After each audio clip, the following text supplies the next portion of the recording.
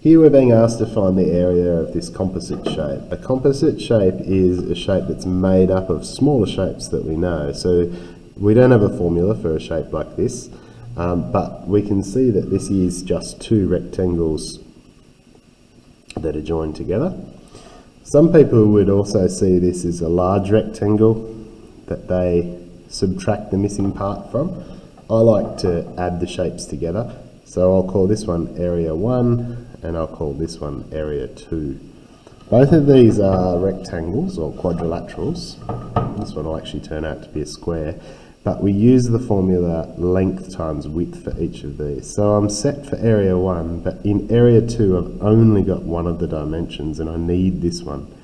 To find out this one, I'm imagining that this is a full rectangle. So I know if this side's 4, this side must be 4. If that part of it makes up 2, then this part of it will also be 2 meters. And I'm going to cross the 4 out now just so that I don't get confused later on. I like to work this out as area 1 and area 2. So I'm going to work out area 1, and I know that will be length times width because that's my rectangle formula.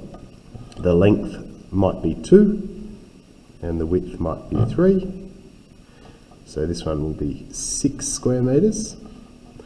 Area 2 is also a rectangle, so it can be length times width. And remember, a square is just a special rectangle. So this one will be 2 by 2, which is 4. And now what I like to do is call the total area area T for total. I make it nice and clear to my marker that that's worked out by adding areas 1 and 2.